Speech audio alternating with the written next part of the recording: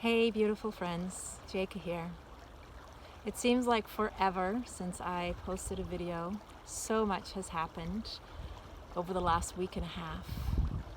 If you are friends with me on Facebook, you know that I spent almost a week in the hospital.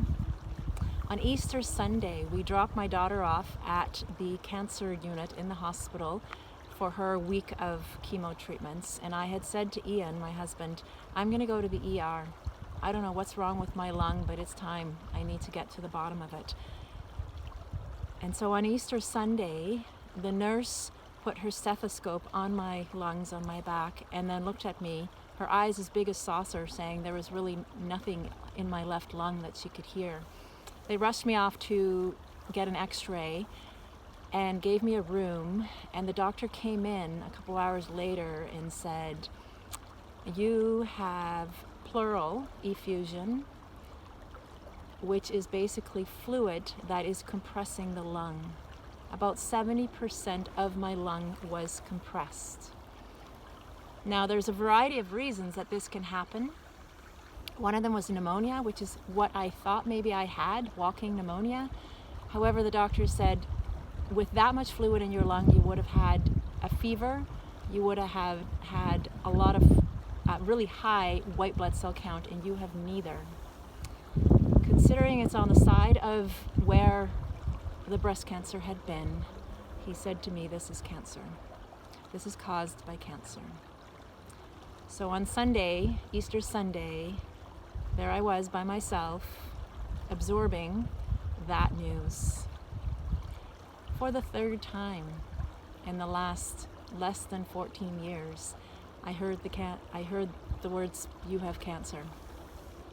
A CT scan a couple of days later determined that there are growths in my lung, in my left lung, and my lymph nodes are swollen.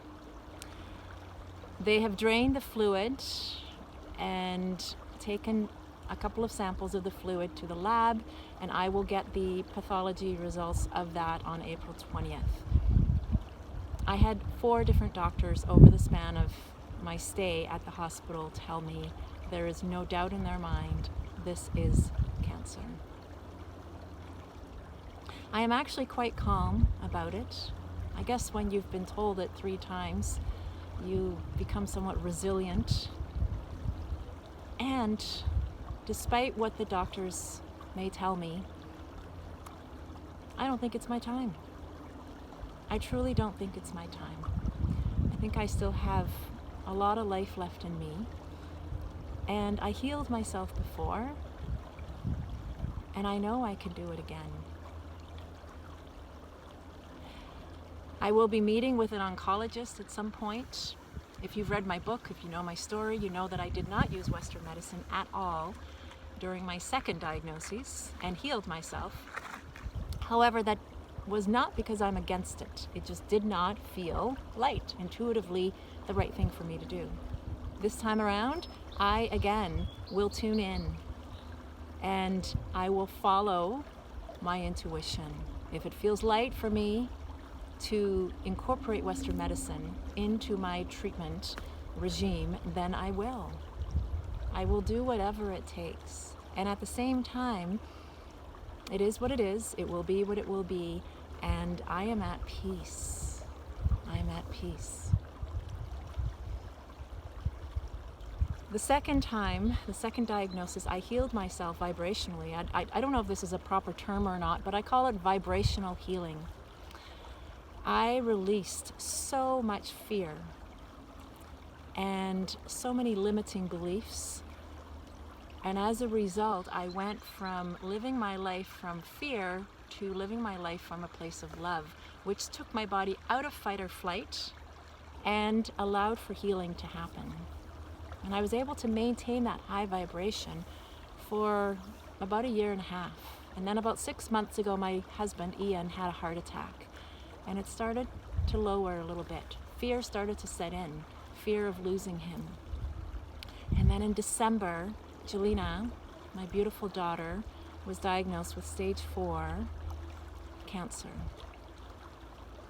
Ewing sarcoma, a very painful, aggressive type of cancer, most common in children. The fear, the grief, the anger that I have felt as a result have been overwhelming. And I am a meditator, and I have done my darndest to rise above it.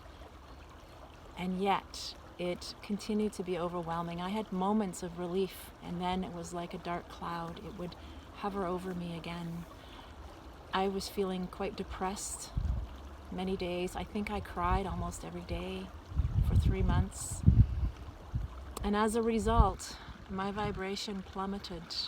My immune system plummeted. And I had panic attacks, or anxiety attacks, I guess is what you would call them. And I could feel my nervous system. I was so jittery, and I had nausea and fatigue and indigestion. So I knew that my body was reacting to my emotional state. I didn't realize to what extent. And so here I am, more than likely stage 4 cancer. Mother, daughter in the same predicament. Who would have thought? And I don't believe this is the end for me. I think there's a lot of life left in me.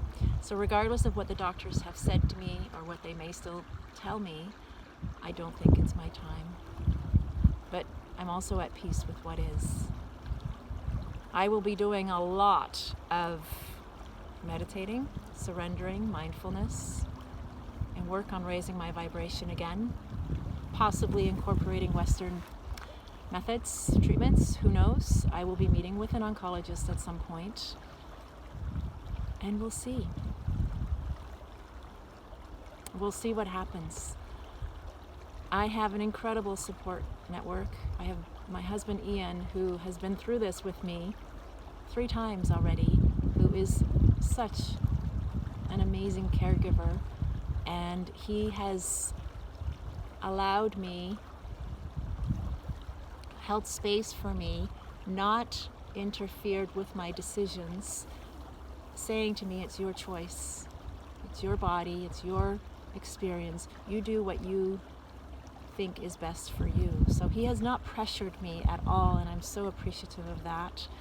And I ask you, one of the things that is difficult, and I think many people who've been diagnosed with cancer can relate, can attest to this as well, is that many well-meaning people will contact someone who's been diagnosed with cancer and share their strong opinions.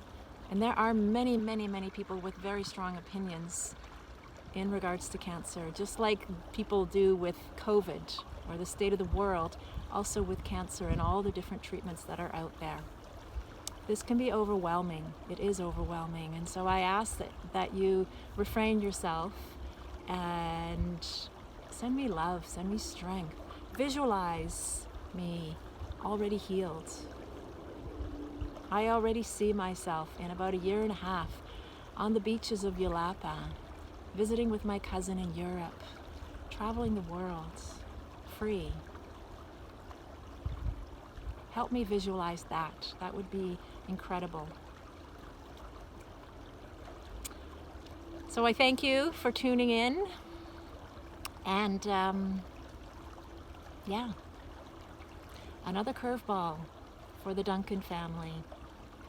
It's quite a lifetime, this particular one, that we're experiencing it. The group, the family, our family is experiencing. And you can look at it through the perspective of victim energy, the ego, and saying, oh my God, why is this happening to us? Or I choose to look at it through the eyes of grace, thinking, wow, another opportunity of growth, of healing. The book I wrote was called Healed by Cancer, because I healed so incredibly much on an emotional, mental, spiritual level, and the side effect was a healthy body.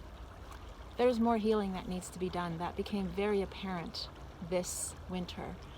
It wasn't ready. It hadn't come to the surface yet a few years ago. Now it has. And what a beautiful opportunity for me to be with that and to heal that. In order to do that, I've decided to close the doors of my business for the time being, Inner Health, Outer Wealth. my coaching business. I am sad about that. I really, really love supporting clients. And I realize that I right now need to support myself. And when I am healed again, I will pick up where I left off. And who knows? There could be another book that's going to come out as a result of this experience. Thank you. I love you. And have a beautiful day. Bye-bye.